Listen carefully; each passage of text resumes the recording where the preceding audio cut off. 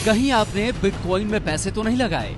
अगर इसका जवाब हाँ में है तो आपके निवेश पर बड़ा खतरा मंडरा रहा है। सिर्फ बिटकॉइन ही नहीं, इस जैसी दूसरी सभी क्रिप्टो करेंसी पर भारत में निवेश करना बहुत रिस्की हो गया है। एक बिटकॉइन की कीमत महीने भर पहले 10 लाख रुपए थी, अब वो करीब 5 लाख रुपए में मिल रही है। इसका मतलब ये हुआ कि जिसने भी महीने भर पहले इसमें निवेश किया होगा, उसके पैसे अब आधे ही रह गए हैं। साफ है, निवेशकों में डर का माहौल बन गया है। तो अभी हम लोग क्या करें? अभी इस तरह हम लोग फंस चुके हैं कि हम लोग को कुछ समझ ही नहीं आ रहा है कि क्या करना है। अपना चेहरा छुपाए इस शख्स और इसके दोस्तों ने क्रिप्टो करेंसी में मोटी रकम का निवेश किया, लेकिन बजट पेश होने के बाद इनके पैसे करीब करीब आधे रह गए हैं। लेकिन इनके साथ मुश्किल सिर्फ इतनी ही नहीं है, इन्हें अपने ही पैसे निकालने में बड़ी मुश्किल आ रही है। ना तो बैंक कुछ बताने को तैयार है, ना ही क्रिप्टो करेंसी के एक्सचेंज। जब हम लोग ने इन्वेस्ट किया तो बैंक ने खुशी खुशी ये चीज एक्सेप्ट की, मगर आज जब मार्केट डाउन हो गया है तो बैंक हमको कोई जॉब ही नहीं दे रही है। इसके वजह से हम लोग का पूरा ग्रुप जो था, हम लोग एकदम टेंशन में आ गए कि अब होगा क्या।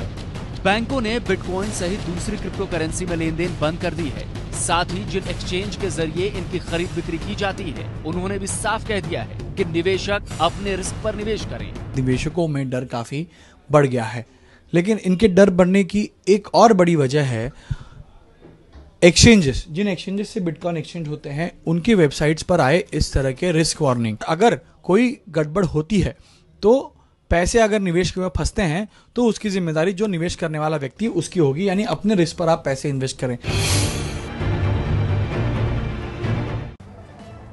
दिबांग, ये जो बिटकॉइन को लेकर जनता के मन में सवाल है ना कि अचानक से सरकार इतनी ज्यादा हरकत में क्यों आ गई है बिटकॉइन को लेकर, उस पर मैं आपसे जवाब लूंगी। लेकिन उससे पहले देखिए, 1 फरवरी को बजट पेश करते हुए वित्त मंत्री अरुण जेटली ने साफ साफ कहा था कि देश में क्रिप्टो करेंसी का इस्तेमाल अवैध है। रिजर्व बैंक भी पहले से गैर कानूनी बता चुका है। अब खबर यह है कि सरकार बिटकॉइन जैसी दूसरी सभी क्रिप्टो करेंसी के खिलाफ कड़े कानून बनाने जा रही है। बिटकॉइन में निवेश करने वाले सावधान हो जाएं। भारत में सभी क्रिप्टो करेंसी अवैध हो चुकी है। The government does not consider cryptocurrencies as legal tender or coin and will take all measures to eliminate the use of these crypto assets in financing illegitimate activities or as part of the payment system. वित्त मंत्री अरुण जेटली ने budget में crypto currency को जैसे ही अवैध बताया, इसमें निवेश करने वाले लोगों में हड़कंप मच गया। जावेद शेख ने कुछ दिनों पहले $12,000 के हिसाब से बिटकॉइन खरीदा था, लेकिन अब उन्हें अच्छा खासा नुकसान हो रहा है। अचानक सरकार का ये जो निर्णय आया कि भाई ये लीगल नहीं है, उसकी वजह से वो वापस आ गई है 8,000 पे।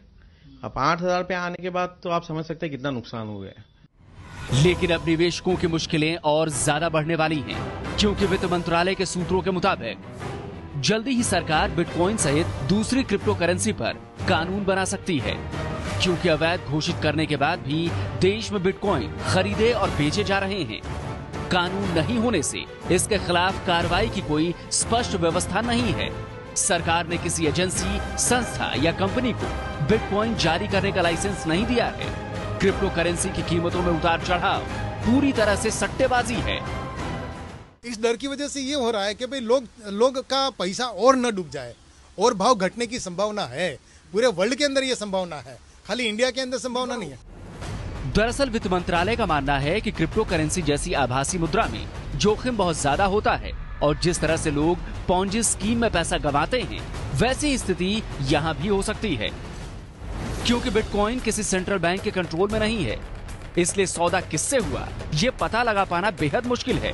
अस्थिर मुद्रा होने से कीमत में बेलगाम उतार चढ़ाव होता है, यानी निवेशकों के लिए हानि की संभावनाएं ज्यादा हैं। करेंसी डिजिटल है और किसी के नियंत्रण में नहीं है, इसलिए सट्टेबाजी, कर चोरी, आतंकी गतिविधियों में इसका इस्तेमाल बिना डरे होता है। मुंबई से गणेश ठाकुर के साथ दिल्ली से शिशिर सिन्हा की रिपोर्ट।